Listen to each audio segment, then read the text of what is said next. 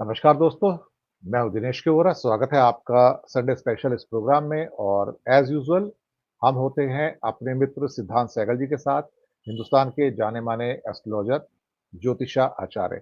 सिद्धांत सहगल जी, बहुत-बहुत स्वागत है आपका और सबसे पहले हमारे सभी दर्शकों को और सिद्धांत सहगल जी को क्या कहते हैं कि विजयदशमी की, दुर्गा पूजा की जो सारे नवरात्रा हैं, इन सब की बहुत-बहुत बधाई हो।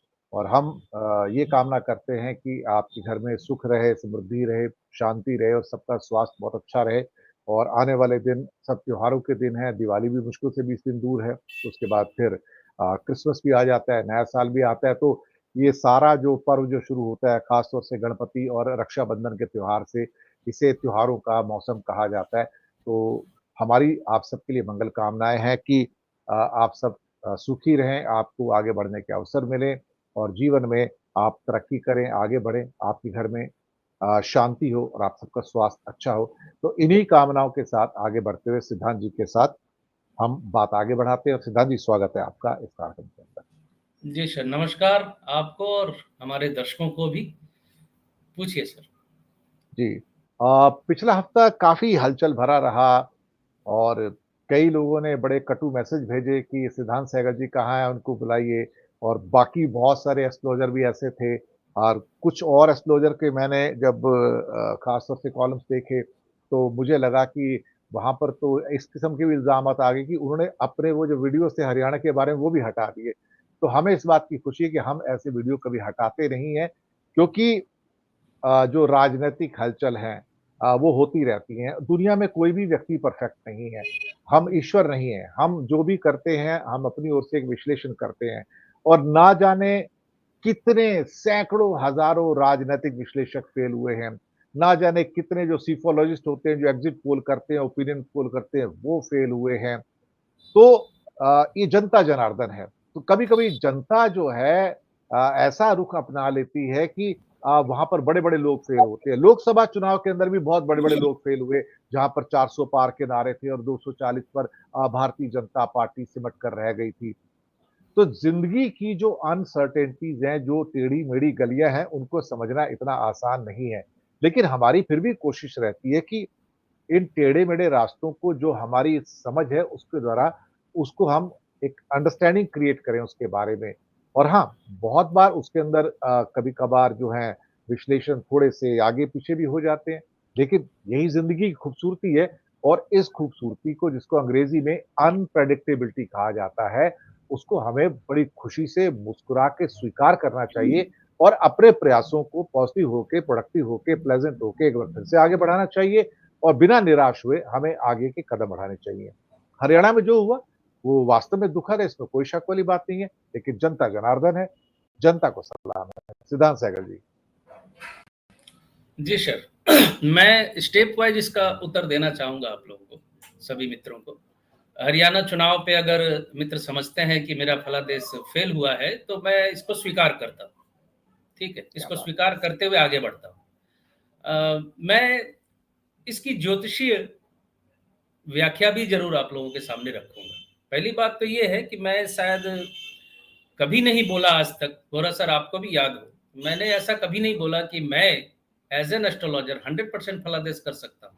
मैंने हमेशा कहा है कि कोई भी ज्योतिष 100% फलादेश नहीं कर सकता, क्योंकि देश काल पात्र को जब तक इंक्लूडेड नहीं करते हैं हम। मैंने तो कभी दावा ही नहीं किया। हाँ, कुछ लोग मुझे कहते हैं आप बोलते हैं बड़े कॉन्फिडेंस से। भाई जब मैं बोलूंगा तो कॉन्फिडेंस से ही बोलूंगा ना। मुझे अपनी ही बात पे अगर मैं भरोसा ना दिखाऊं बोलते वक्त, तो दूसरे मुझ पे क्यों भरोसा करेंगे। चलिए, ये तो एक पार्ट रहा। दूसरा पार्ट, हमने फलादेश जो किया था फिलहाल इस वक्त की, जम्मू कश्मीर में बीजेपी पावर में नहीं आ पाएगी, वो सफल हुआ। हरियाणा में भी कहा था कि भाजपा नहीं आ पाएगी, ये असफल हो गया। तो चलिए, ये सिक्के के दो पहलू हैं। सबसे बड़ी बात यह है कि देखिए, केंद्रीय चुनाव जब होते हैं उस वक्त फलादेश करना जितना आसान होता है, राज्यों के फलादेश पे फलादेश करना उतना आसान नहीं होता। एक तो देखिए इंसानी मानसिकता है कि आपके 99 फलादेश अगर सफल हुए, उस पे प्रशंसा नहीं आती। और एक फलादेश अगर इधर उधर होता है तो लोग प्रश्न उठाने लगते हैं। देखिए, केंद्रीय चुनाव 2014 में मोदी जी प्रधानमंत्री बनेंगे, क्लियर कट बोला। 2019 में मोदी जी दोबारा प्रधानमंत्री बनेंगे, क्लियर कट बोला। मैंने वीडियो अभी भी पड़ा हुआ है, वो भी 6 महीने पहले मैंने बोला था। क्योंकि वहां दो पार्टी होती है और सीधे प्रधानमंत्री की कुंडली हमारे पास अगर है तो हम उस पर क्लियर कट बोल लेते हैं। दूसरी बात यह है कि राज्यों के चुनाव में जो समस्या आती है, सीएम कौन होगा ये मालूम होता ही नहीं है। एक राज्य के चुनाव पे फलादेश करने के लिए हमें सीएम की कुंडली की बड़ी ज्यादा जरूरत होती है, लेकिन हमारे पास सीमाएं कम है। हम अपनी सीमाओं के अंदर फलादेश करते हैं। अब कोई कह सकता है कि फलादेश कीजिए ही नहीं तो नहीं करेंगे तो ऐसे भी तो नहीं चलेगा ना, हमारा कर्म है, लोगों की डिमांड होती है।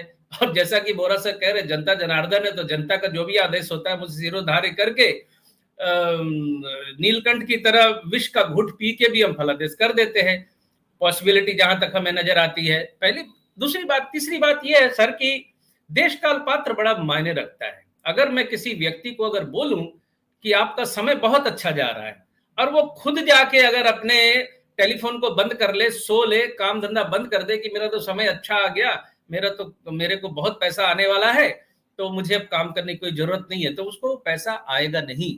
देश काल पात्र की बात यहाँ बहुत 100% इसलिए लागू होती है। हमने कह दिया कांग्रेस जीतेगी, कांग्रेस के जीतने के पूरे आसार थे, भाजपा के हारने के पूरे आसार थे, लेकिन कुछ निर्णय जो पार्टी के तौर पे कांग्रेस ने लिए उसका खामियाजा उन्हें भुगतना पड़ेगा। अब जैसे एक ज्योतिषीय बिंदु मैं लोगों के सामने रखना चाहता हूं। एक बिजनेसमैन साधारण तौर पे जब आके हमसे पूछता है कि हमें फाइनेंशियल लाभ कब मिलेगा, पैसा कब आएगा हमारे पास, तो दो रास्ते होते हैं हमें हमारे पास बताने के लिए। जन्म कुंडली की दशा अंतरदशा के अनुसार हम ब्रैकेट करते हैं, विंडो बताते हैं कि इस वक्त पैसा आएगा। या दूसरा रास्ता प्रश्न कुंडली के अनुसार हम देख के बता सकते हैं कि हाँ इस वक्त पैसा आने का योग है। लेकिन इसका उल्टा सोचिए कि जो व्यक्ति सरकारी नौकरी करता है या जो प्राइवेट नौकरी करता है, खास करके सरकारी नौकरी जो करते हैं, उनकी तनख्वाह 31 तारीख या 1 तारीख को हर महीने बैंक में क्रेडिट हो जाती है। तो ये ज्योतिष के लिए, किसी भी ज्योतिष के लिए एक रिसर्च का विषय है कि हर महीने क्या 1 तारीख को उसकी कुंडली में पैसा आने का योग होता है? नहीं होता है, लेकिन वो क्रेडिट होता है, पैसा उसके पास हर महीने पैसा आता है उसके पास। अब मैं इसको थोड़ा इंटरनेशनल लेवल पे लेके चला जाता हूं। नॉर्थ कोरिया में, चाइना में और रशिया में 40 साल से, चाइना में 40 साल से, नॉर्थ कोरिया में भी कई सालों से एक जैसी स्थिति है। कहते हैं कि कर्क राशि में शनि जब आता है तो देश और दुनिया की सत्ताएं बदलती हैं, लेकिन ये सत्ता का बदलना इन पे लागू नहीं हुआ। क्यों लागू नहीं हुआ? वो सरकारी नौकरी में जो हर महीने पैसा क्रेडिट हो जाता है, इस सूत्र के अनुसार वहां समझना पड़ेगा कि क्यों नहीं हुआ ऐसा। क्योंकि जहां मुख्य ताकत जो है वो जब कोई निर्णय लेती है ना, उसका पूरा प्रभाव पूरे देश पे, हर व्यक्ति पे पड़ जाता है। आज जैसे भारतवर्ष में सरकारी नौकरियां नहीं के बराबर है, नहीं के बराबर मिल रही है, दे ही नहीं है, अलॉट नहीं कर रहे, रेलवे तक में भर्ती नहीं हो रही जहां लाखों की भर्तियां होती थी। तो इस वक्त एज एन एस्ट्रोलॉजर मेरे पास जब कोई प्रश्न पूछता है कि सर सरकारी नौकरी मिलने का योग है, तो मैं सीधा कहता हूं भैया, देश जब नहीं दे रहा है सरकारी नौकरी तो आपकी कुंडली में योग होते हुए भी आपको वो नौकरी नहीं मिलने वाली है। ये देश काल पात्र वाली स्थिति है। तो चुनावों में भी ये लागू होता है। ऐसी बहुत सी बातें हैं जो मैं बोलना नहीं चाहता, क्योंकि मैं राजनीतिक वक्तव्य रखना नहीं चाहता। नहीं तो राजनीति की समझ मुझे है, मैं समझता हूं कैसे चुनाव जीते जाते हैं, किस तरह किए जाते हैं। पावर जिसके हाथ में है वो जब किसी चीज को सप्रेस करता है तो वो सब पे लागू होता है। इसका सबसे बड़ा उदाहरण लॉकडाउन मिला हुआ इस वक्त मुझे 2020 से, जब पूरे ग्लोब को हैक कर लिया गया था लॉकडाउन के नाम पे। 3-3, 4-4 महीने इंटरनेशनल फ्लाइट्स बंद थी। तो क्या किसी व्यक्ति की कुंडली में उस वक्त विदेश जाने का योग नहीं था? लेकिन जब उससे भी बहुत बड़ी शक्ति ने जब कोई निर्णय ले लिया तो सभी व्यक्तियों की विदेश यात्रा जो है नलीफाइड हो गई। हाँ, कुछ व्यक्ति उसमें भी थे जो सरकारी उच्च महकमे में थे, पीएम थे, राष्ट्रपति थे, विदेश मंत्री थे, वो शायद मूवमेंट कर पा रहे थे। लेकिन शुरुआती 1-2 महीने तो शायद इंटरनेशनल फ्लाइट उन लोगों के लिए भी बंद थी, ऐसा जहां तक मैं समझता हूं। तो ज्योतिषी फलादेश में ना ये ग्लिच हमें मान के चलना पड़ता है, ये मिस्टेक हो सकती है। फलादेश में 100% गारंटी देना मुश्किल है, क्योंकि जब भी किसी व्यक्ति को बोला जाता है आपका समय अच्छा है, तो अमूमन क्या होता है, वो आदमी ग्रांटेड ले लेता है उस चीज को। भाग्य प्लस कर्म, ये दोनों चीजों को मिलकर दुनिया चलती है। बिना भाग्य के आप कर्म नहीं कर पाएंगे, और बिना कर्म के आपको भाग्य में जो है वो मिलेगा नहीं। तो भाग्यवादी बन के कोई कर्म बंद कर दे तो फिर उसकी सफलता की गारंटी ज्योतिष क्या ब्रह्मा भी नहीं ले सकते। जी। तो इसका हरियाणा चुनाव पे मेरा उत्तर बड़ा सपाट यही है। जो ज्योतिषी हैं, रिसर्च करते हैं, ज्योतिष को गंभीरता से समझना चाहते हैं, वो मेरी बात को समझ सकते हैं, समझेंगे, क्योंकि कर्म बड़ा जरूरी होता है। कर्म किस पथ पे किया गया, कर्म क्या किए, जब हमने कहा कि ये निकल जाएंगे तो उनके खुद के कर्म क्या थे। अगर वो अपने कर्मों से अपनी बनती स्थिति को बिगाड़ते हैं तो वह ज्योतिष कुछ नहीं कर सकता। जी, बड़ी अच्छी बात।